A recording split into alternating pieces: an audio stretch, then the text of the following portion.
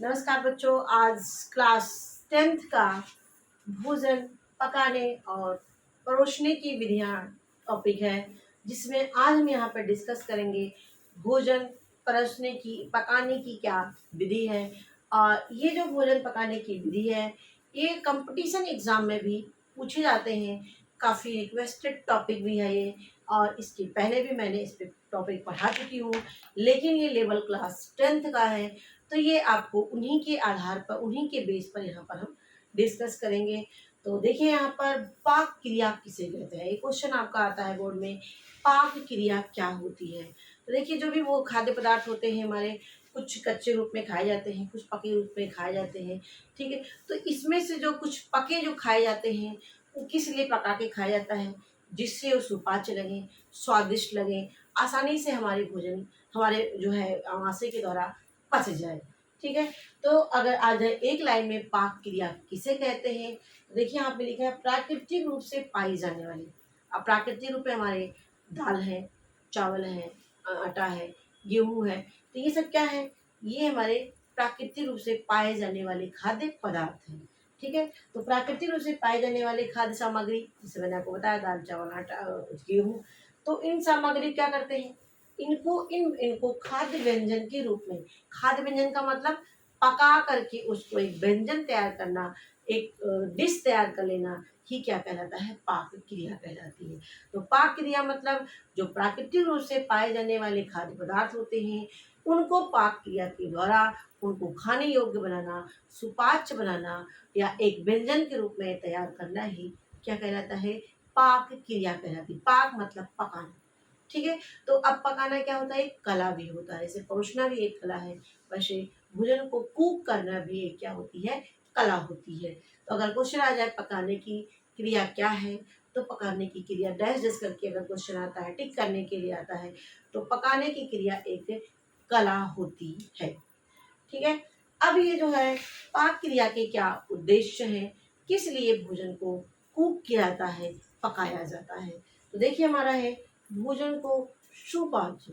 सुपाच्य का मतलब क्या होता है, जो आसानी से पच जाए, जो आसानी से हमारी बॉडी एब्जॉर्ब कर ले, हमारी बॉडी ग्रहण कर ले, ये क्या होते हैं, इसी को हम सुपाच्य कहते हैं। क्या कहते हैं इसी को हम सुपाच्य कहते हैं। देखिए सुपाच्य, पाच्य मतलब जो पचना, जो आसानी से पच जाए उसे सुपाच्य कहते हैं।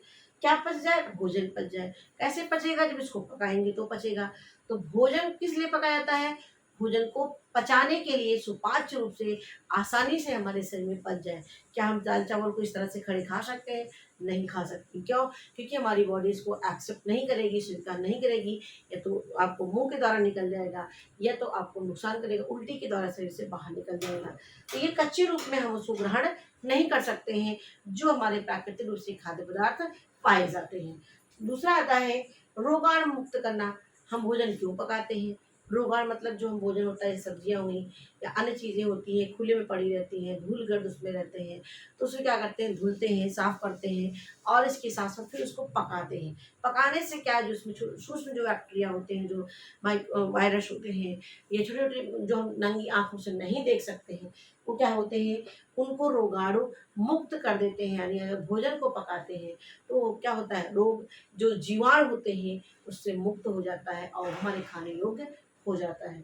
तीसरा है भोज्य पदार्थों को विविधता देना। विविधता का मतलब क्या होता है, विविधता का मतलब होता है यानी एक खाद्य पदार्थ हो, उससे अनेकों चीज बनाना।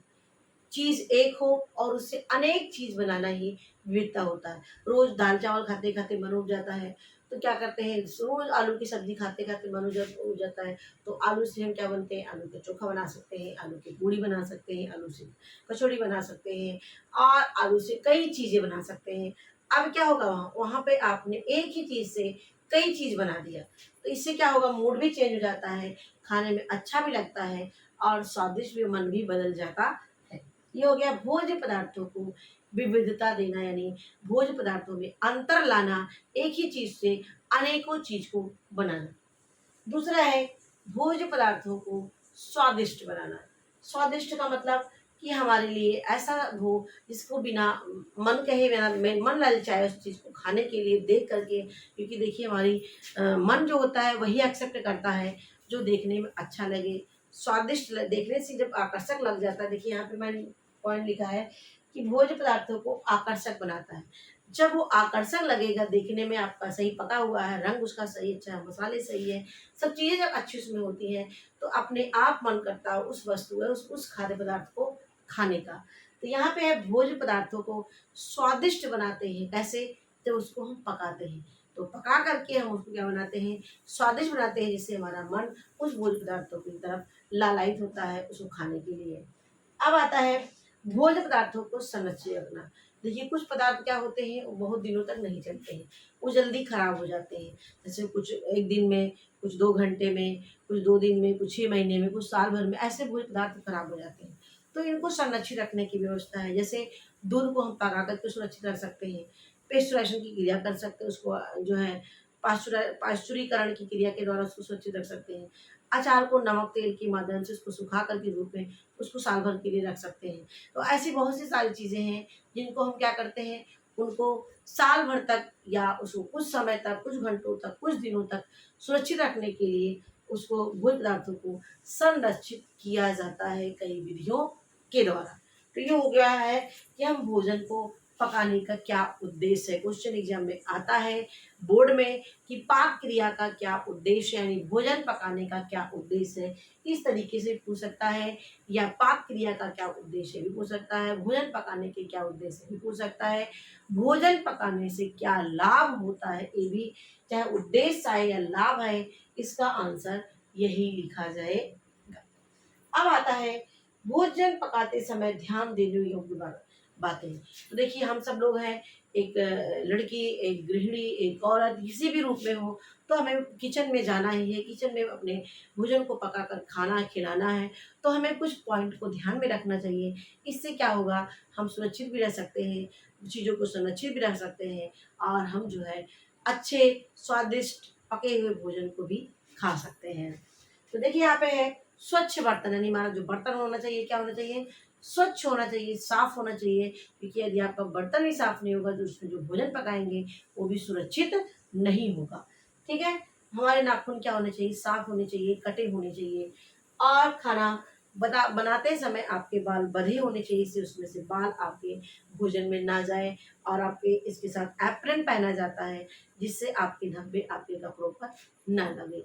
ठीक है, मसाला, देखिए मसाला भी बहुत ज़्यादा उपयोग नहीं करना चाहिए मसाले का, लिमिट में, क्योंकि जो उसका स्वाद होता है भोजन का वो अपने मूल स्वाद को, मूल टेस्ट को ख़त्म कर देता है। यानी वो आपका स्वाद जो वास्तविक होना चाहिए भोजन में वो नहीं होता है। भोजन ढककर पकाना चाहिए। क्या है, भोजन को हमेशा ढककर पकाएं। ढकने से उसका जो पोषक तत्व होते हैं, उसमें जो बैक्टीरिया होते हैं, खनिज लवण होते हैं, विटामिन होते हैं, जो विटामिन, खनिज लवण, वसा, ये सब क्या होते हैं, जल करके कम हो जाते हैं, नष्ट हो जाते हैं। इसीलिए क्या करते हैं, पोषक तत्वों को कम नष्ट होने से बचाने के लिए क्या करते हैं, उसको ढक करके पकाते हैं। और इससे अच्छा जो हमारे बैक्टीरिया हो ये सब ना गिरने पाए, उसमें छोटे छोटे कीड़े उसमें ना गिरने पाए, इससे भी जो बचने के लिए हम ढक करके पकाते हैं। अधिक देर तक ना पकाया जाए, कोई भी भोज्य पदार्थ में इतना पानी भी ना डाल दिया जाए, वो पकता रहे, इससे उसका स्वाद भी खत्म हो जाता है, कलर भी खत्म हो जाता है, और देखने में अच्छा भी नहीं लगता है। तो अधिक देर तक भोजन को क्या करें, ना पकाएं। देखिए मैंने बहुत शॉर्ट में लिखा पॉइंट को, ये आप बोर्ड एग्जाम में जब आप लिखें तो आप इसको और बड़ा कर सकते हैं, लेकिन इस तरह से लिखेंगे आपकी कॉपी बहुत अच्छी मानी जाएगी, आपको मार्क्स बहुत अच्छे मिलेंगे। ठीक है, तो अधिक देर तक ना पकाएं। बार बार कोई सी, जैसे आप खाना खाने में गर्म करें, कोई दूसरा आ रहा है तभी गर्म करें, तीसरा आ रहा है तभी गर्म करें, इससे क्या होगा, उसके पोषक तत्व नष्ट हो जाते हैं। ऐसा भोजन खाने में आपको टेस्ट आप गर्म भले लगेगा, लेकिन वो स्वाद नहीं रह जाता है, और ये आपके लिए नुकसानदायक भी होता है। तो ये हो गया कि भोजन पकाते समय क्या क्या बातों का ध्यान रखना चाहिए। अब भोजन पकाने की कौन कौन सी विधियाँ होती हैं, तो देखिए वह आपके एग्जाम के लिए बहुत शॉर्ट में है। इस तरीके से मैंने यहाँ पे शॉर्ट में दिया है, इसको आपको डिटेल लिखना हो तो डिटेल भी आपकी किताबों में दिया गया है, वहाँ से आप देख करके लिख भी सकते हैं। लेकिन यदि हमारी बातों को ध्यान से सुने होंगे तो अपने आप भी बना करके अपनी कॉपी में लिख सकते हैं। देखिए जल द्वारा, भाप द्वारा, वायु द्वारा और चिकनाई द्वारा, ये एग्ज़ाम में ऐसे लिखेंगे तो मार्क्स आपको अच्छे मिलेंगे, और जो कॉपी चेक करने वाला एग्जामिनर होगा उसको भी अच्छा लगेगा। ठीक है, जल द्वारा, भाप द्वारा, वायु द्वारा और चिकनाई द्वारा। अब देखिए, जो जल द्वारा भोजन जिसको हम बाई वाटर कहते हैं अंग्रेजी में, यहाँ पे आप लिख सकते हो बाई वाटर। देखिए, इससे भी इसका प्रभाव पड़ता है इसको करने से। तो बाई वाटर का मतलब यहाँ पे है जिसमें पानी की मात्रा क्या होती है, ज़्यादा होती है। ठीक है, तो उसको बोलते हैं जल द्वारा भोजन पकाना, इसमें पानी का उपयोग करते हैं, किसी में कम मात्रा में, किसी में ज़्यादा मात्रा में, किसी में सबसे कम मात्रा में। इस तरह इसकी 3 विधियाँ होती है। एक उबालना होता है, एक कम ताप द्वारा होता है, एक सिमरिंग होता है। देखिए, जो उबालना होता है ये 100 डिग्री सेंटीग्रेड में पकाते हैं, इसकी जो आँच होती है, ताप होता है, वो तेज़ होता है। कितना? 100 डिग्री सेंटीग्रेड। इसमें क्या होता है, भोजन के इसको उबालने से क्या होता है, उसका भोजन में सुगंध रहता है, इसके पोषक तत्व तो नष्ट नहीं होते हैं। लेकिन एक बात याद रखना है, पानी उतना उतना ही डाला जाए जितना हमारा उसमें खर्च ना होने पाए, नष्ट ना होने पाए। और इससे, और इसका फेंके ना उस पानी को, उबले हुए पानी को, कि उसमें जो पौष्टिक तत्व होते हैं वो नष्ट हो जाते हैं, उसमें उसमें बह जाते हैं। इसीलिए उतना ही पानी डाला जाए जितना आपका जिसमें वो भोज्य पदार्थ पक जाए। और नेक्स्ट हमारा आता है कम ताप पर पकाना, जिसको स्टूइंग मेथड कहते हैं, अंग्रेजी में क्या कहते हैं, स्टूइंग कहते हैं। यानी भारी तली वाली बर्तन का प्रयोग इसमें करना चाहिए। यानी स्टूइंग में क्या होता है, इसकी जो आंच होती है 80 से 90 डिग्री सेल्सियस पे होती है। क्या होता है, भारी तली, यानी इसमें ज़्यादा भारी वाले बर्तन का प्रयोग करना चाहिए। इसमें आंच धीमी होती है और धीरे धीरे इसमें सब्जी हुआ, मीट हुआ, अंडा हुआ, इन सबको हम पकाते हैं। तो इसको ध्यान में रखना है। ठीक है, तो स्टूइंग में आपके जो अच्छी मीट होता है उसको पकाने से बहुत धीमे धीमे आंच में पक करके स्वादिष्ट बन जाता है, उसकी महक खुशबू ज़्यादा बनी रहती है। ये इसमें लेकिन थोड़ा बहुत सावधानी बरतना चाहिए, आपकी तेज़ आंच नहीं होना चाहिए। ठीक है, ये आपका स्टूइंग होता है। उसी तरीके सिमरिंग में भी है। इसमें इससे जो आंच होती है, देखिए स्टूइंग की जो आंच होती है सबसे धीमी होती है, पहले उबालना होता है फिर सिमरिंग होती है। सिमरिंग की आपकी 82 से 90 के बीच में भी होता है, लेकिन मंद आंच में पकाते हैं, इसमें मांस, अंडे, सब्जी भी पकाते हैं। तो इन दोनों मेथड में पानी का प्रयोग कम किया जाता है। स्ट्रीम में उतना ही पानी डालते हैं जितने में आपका भोजन पक जाए और जले ना, तो ये होता है स्ट्रीम मेथड। उससे थोड़ा ज़्यादा इस सिमरिंग में डालते हैं। ठीक है, अब आता है हमारा भाप द्वारा पकाना। भाप मतलब भाप जिसको हम कह सकते हैं एयर के द्वारा। इसमें क्या होता है कि गर्म भाप के द्वारा भोजन पकता है। इसमें क्या होता है, एक प्रत्यक्ष विधि होती है, प्रेशर कुकर। प्रेशर कुकर पता ही है आपको, उसमें भोजन को रखते हैं और भाप बनता है। भाप से वो जो भोज्य पदार्थ कुकर में रहता है वो क्या होता है, पक जाता है। इससे क्या होता है, इसके पोषक तत्व नष्ट नहीं होते हैं। प्रेशर कुकर अच्छी विधि मानी जाती है। और प्रत्यक्ष विधि में क्या है, जैसे हम लोग इडली बनाते हैं, फरा बनाते हैं, ढोकला बनाते हैं। इसमें क्या ध्यान में रखना है कि एक बर्तन होता है, इसमें पानी रखते हैं, पानी उबलता है। क्या होता है, ये चल भी नहीं रहा है, एक सेकेंड।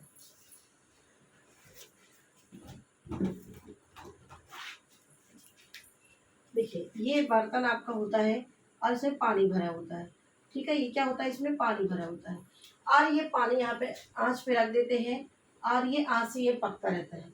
और इसके ऊपर जो भोज्य पदार्थ पकाया जाता है उसमें इसको रखते हैं।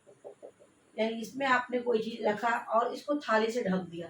ठीक है, तो ये आपका पानी क्या होता है, ये उबल रहा है। क्या होता है, ये उबल रहा है। उबलेगा तो भाप बनेगा, जब भाप बनेगा तो ये ऊपर की तरफ उठेगा। ऊपर उठाएंगे, ये आपका जो खाद्य पदार्थ है इस भाप से क्या होता है, ये भाप इसमें चला जाता है, जिससे वो भोजन पूरी तरीके से पूरा भाप उस ठंडे भोज्य पदार्थ में पहुंच जाता है। और इससे क्या होता है, इसी भाप से जो ऊपर रखा हुआ खाद्य पदार्थ होता है वो पक जाता है। इसी को बोलते हैं प्रत्यक्ष विधि। यानी एक भगोने में पानी रखते हैं, वो बॉयल होता है, उससे भाप निकलता है, भाप से यहाँ पे जो खाद्य पदार्थ रखते हैं उसके ऊपर दूसरे बर्तन में, वो उसी भाप से क्या होता है, पक जाता है। इसी को बोलते हैं क्या, प्रत्यक्ष विधि होती है। और इसी को जो है कह सकते हैं ये विधि अच्छी भी मानी जाती है। इससे हम इडली, ढोकला, फरा ये सब बनाते हैं। ठीक है, अब आता है हमारा वायु की धारा। गर्म वायु का प्रयोग। गर्म वायु का प्रयोग मतलब होता है इसमें कोई चीज भूनते हैं, सेकते हैं, तंदूर में पकाते हैं। अब देखिए, भूनने का मतलब होता है ये वायु, यानी अब इसमें पानी के भाप के माध्यम से जा रहा था, अब इसमें जो हीट होगी वो हीट जो है, हीट के माध्यम से ताप जो है उस भोज्य पदार्थ में पहुंचता है। तो गर्म गर्म वायु होती है, उस गर्म वायु से पूरे जो भोज्य पदार्थ होते हैं उसमें वो पहुंच जाता है। ठीक है, भूनना इसमें आलू भूनते हैं, चना भूनते हैं, किसमें, आग में भूनते हैं, आग में रख देते हैं, उसमें पक जाता है। या देखिए उसमें बालू में भूनते हैं चने को, ठीक है, तो उसकी जो गर्मवाई होती है, उस गर्मवाई से चना जो है पलटते जाते हैं और वो होता जाता है। तो बालू में हम भूनते हैं, चने को नमक में भूनते हैं, और आलू को हम आग में भूनते हैं, ठीक है। तो ये भूनना हुआ। सेकना क्या हुआ, सेकते हैं, इसे रोटी को सेकते हैं। अब इसकी भी गर्मवाई, तवा गर्म हुआ, तवे गर्म से उसकी जो गर्मवाई होती है उस रोटी में पहुंचती है और कबाब में पहुंचती है, जिसमें हम रखते हैं। तो इससे क्या होता है, उस भाप के माध्यम से, गर्म वायु के माध्यम से रोटी क्या होती है, सिक जाती है, ठीक है। तंदूर में, तंदूर की रोटी देखिए, आपने देखा होगा, उसको आग में रखते हैं, आग से गर्म, आग वायु से जो होती है तंदूर की रोटी क्या होती है, पक जाती है। बेक करते हैं, ब्रेड होता है, बिस्किट होता है, इसको माइक्रोवेव में रख करके इसको पकाते हैं। तो ये चीज़ें होती है गर्म वायु के द्वारा, ये सब चीज़ें पकाई जाती है। नेक्स्ट हमारा आता है चिकनाई के द्वारा पकाना। चिकनाई का मतलब वर्षा के द्वारा पकाना। वर्षा मतलब तेल के द्वारा, जिसमें तेल की जरूरत पड़ती है, जिसमें तेल लगाते हैं, तेल की आवश्यकता पड़ती है, उसे ही चिकनाई द्वारा पकाते हैं। ऐसी चिकनाई विधि में इस वर्षा का प्रयोग करते हैं, रिफाइंड का प्रयोग करते हैं, तेल का प्रयोग करते हैं, उसे ही चिकनाई द्वारा कहते हैं। इसमें 3 विधि होती है। देखिए एक आपकी उथली विधि होती है, इसमें हम क्या करते हैं, तवा पे हम जो पराठा बनाते हैं या जो भी सेकते हैं, इसमें तेल की ज़रूरत कम पड़ती है, वो हमारा उथली विधि होती है। और गहरी विधि में जब हम कढ़ाई में आधा तेल डालते हैं और उसमें पूड़ी को छानते हैं, वो हमारी क्या होती है, गहरी विधि होती है, ठीक है। तो गहरी विधि में तेल की ज़रूरत ज़्यादा पड़ती है और उथली विधि में गहरी से कम ज़रूरत पड़ती है, इसमें थोड़े ही तेल से वो हम पराठा जैसे बना लेते हैं, या और भी चीज़ें तवे पे जो हल्का तेल लगा कर पका लेते हैं, टिकिया बना लेते हैं उस पर, ठीक है। तो ये क्या होती है, उथली विधि होती है। ये आपकी इसमें डीप समोसा छानते हैं, तो आपकी ये गहरी विधि होती है। शुष्क विधि में है, इसमें तेल की जरूरत नहीं पड़ती है। ये आपकी चिकनाई में शुष्क विधि होती है। जैसे हम क्या करते हैं, जो ग्रिल होती है, जिसमें हम बाटी बनाते हैं ग्रिल पे, ठीक है, तो उस चीज़ पे उस पदार्थ को रख देते हैं, उससे गर्म वायु उसमें पहुँच जाती है, ठीक है। तो ये चीज़ें आप याद रखनी है, इसमें जो है तेल की ज़रूरत नहीं पड़ती है। तो 3 विधि हो गई, एक उथली विधि, गहरी विधि और शुष्क विधि। इसमें क्या है, इसमें तेल का प्रयोग करते हैं। क्या प्रयोग करते हैं इसमें, तेल का, इस दोनों में ज़्यादा प्रयोग करते हैं, गहरी विधि में और उथली विधि में। तो ये चीज़ें हो गई आपका, जिसमें मैंने आपको बताया भोजन पाक क्रिया क्या है, पाक क्रिया के क्या उद्देश्य है, भोजन को जहाँ पकाते समय ध्यान देने योग्य क्या बातें हैं, भोजन पकाने की कितनी विधियाँ होती हैं। आप इसमें से आप क्वेश्चन नोट कर लीजिए, क्या क्वेश्चन आपके एग्जाम में आ सकता है। पहला क्वेश्चन आपका आएगा, पाक क्रिया किसे कहते हैं, पाक क्रिया किसे कहते हैं। दूसरा दूसरा क्वेश्चन, भोजन पकाने के क्या उद्देश्य है, या इसी में लिखिएगा भोजन पकाने से क्या लाभ होता है। तीसरा क्वेश्चन आपका कि भोजन पकाने की कितनी विधियां होती है, लॉन्ग क्वेश्चन में आ सकता है, जल द्वारा, भाप द्वारा, वायु द्वारा, चिकनाई द्वारा। आप इसमें से अलग से पूछ सकता है कि जो उबालते हैं, उबालने में कितने डिग्री सेंटीग्रेड होते हैं, ये आपके कंपटीशन में भी पूछ सकते हैं। कंपटीशन में आपके पूछ सकते हैं सिमरिंग और स्टूइंग में कितना टेम्परेचर रखते हैं और क्या चीज़ पकाते हैं, ये आपके किसमें पूछ सकता है, या आपके कंपटीशन में आ सकता है। प्रत्यक्ष विधि के द्वारा क्या पकाते हैं, प्रत्यक्ष विधि के द्वारा किन किन भोज्य पदार्थों को पकाया जाता है। चिकनाई द्वारा पकाने की कितनी विधियां होती हैं, चिकनाई द्वारा पकाने की कितनी विधियां होती हैं। तो ये सब चीज़ें हो गई जिसे मैंने आपको बताया। और एक बात लास्ट में आपका 2 लाइन में पूछ सकता है, भोजन पकाते समय क्या क्या ध्यान में रखा जाता है बात, तो आप अपने आप भी एग्जाम में लिख सकते हैं। तो आशा करती हूँ हमारी वीडियो आपको अच्छी लगी होगी, तो जरूर बताइएगा हमारी वीडियो आपको कैसे लगी। और फिर और भी वीडियो क्लास 10 की जो भी आप जिस चैप्टर में कंफ्यूजन होगा वो हमें क्लास 10 वाले ज़रूर बताएं, उस टॉपिक को हम डिस्कस कर सकें, क्योंकि आपका इस समय क्लासेस बहुत अच्छी तरीके से चल रही हैं स्कूल में भी। और कोई भी प्रॉब्लम हो जिस भी टॉपिक में, हमें ज़रूर बताइए। और हमारे प्लेलिस्ट में क्लास 10 की वीडियो पड़ी होगी, वहाँ से भी जा कर के आप देख सकते हैं। धन्यवाद।